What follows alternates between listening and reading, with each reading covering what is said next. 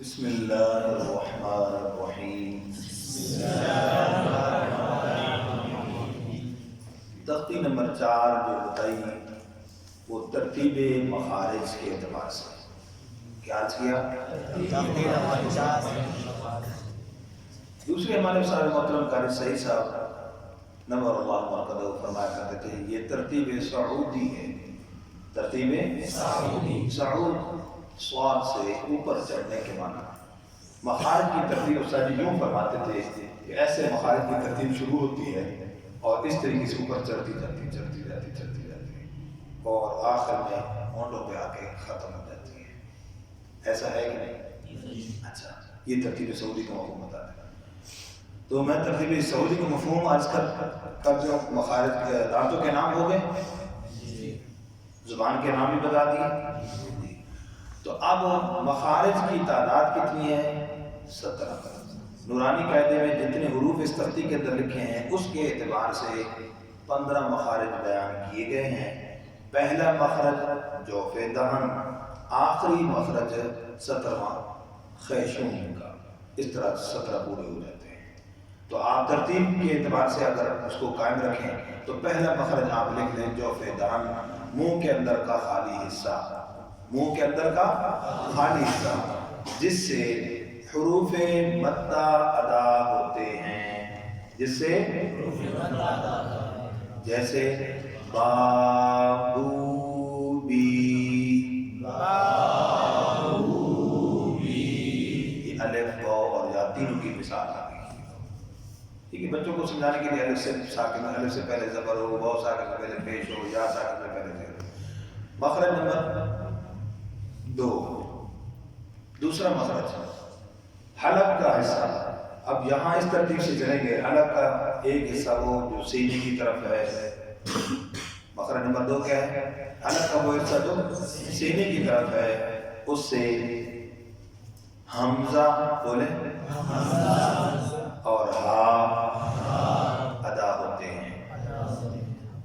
تو جب میں مخرج کی تعریف کروں گا اور آپ بھی مخرج کی تعریف کریں گے تو حرف کو پڑھیں گے تو اس کو اسی مخرج کے مطابق پڑھنا ہے۔ اس میں کمزوری غلطی یہ آ رہی ہے، مخرج کی تعریف صحیح بتا دی، حرف کو غلط پڑھ دیا۔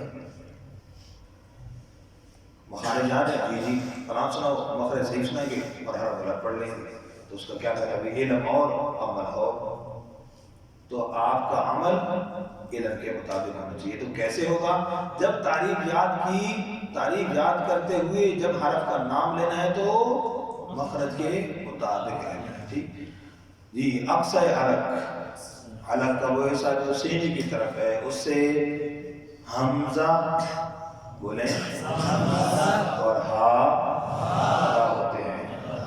نمبر 3 وسط حلق، حلق کے درمیان والے حصے سے، اور جو میں الفاظ نوٹ کروا رہا ہوں یہی لکھنے ہیں، اس کے علاوہ اور الفاظ نہیں استعمال کرنا۔ حلق کے درمیان والے حصے سے عین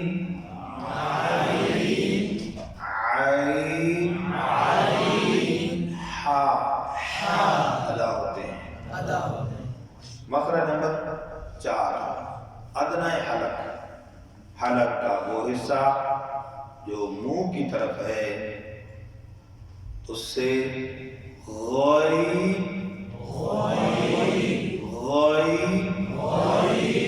اور خو ادا ہوتے ہیں۔ ان 6 کو حروف حلقی کہتے ہیں۔ مخرج نمبر 5 زبان کی جڑ جو کبے کے قریب ہے، یہ جو گوشت کا لوتڑا منہ کے اندر ایسے چھوٹا سا نہیں ایسے لٹکا ہوا، اس کو کبا کہتے ہیں۔ زبان کی جڑ جو کبے کے قریب ہے، جب اوپر تالو سے لگے تو قوف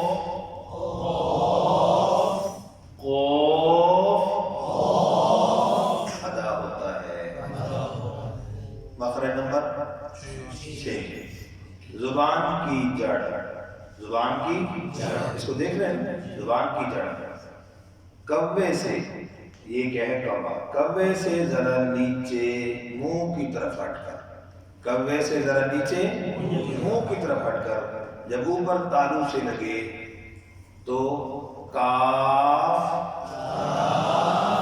کاف ادا ہوتا ہے، یاد رہ جائے گا۔ آگے کیا ہے جی؟ مخرج نمبر 7، بس یہ آج کا سبق کے آخری مخرج بتا رہا ہوں۔ زبان کا درمیان، زبان کا درمیان جب بالمقابل اوپر کے تالو سے لگے، زبان کا درمیان جب بالمقابل اوپر کے تالو سے لگے تو جیم شین اور یا غیر مدہ اور یا غیر مدہ ادا ہوتے ہیں۔ ان تینوں کو حروف شجریہ کہتے ہیں۔ کیا کہتے ہیں جی؟ حروف شجریہ۔ تو یہ کتنے مخارج ہو گئے؟ اسی طریقے سے مخرج کو معلوم کرنے کا جو طریقہ ہے وہ بھی کیا ہے؟ حرف کو ساکن کر کے اس سے پہلے حمزہ متحرک لگا کر پڑھتے ہیں، جہاں پر حرف کی آواز ختم ہوتی ہے وہی اس حرف کا مخرج ہوتا ہے۔ باقی انشاءاللہ پھر کل کی نشست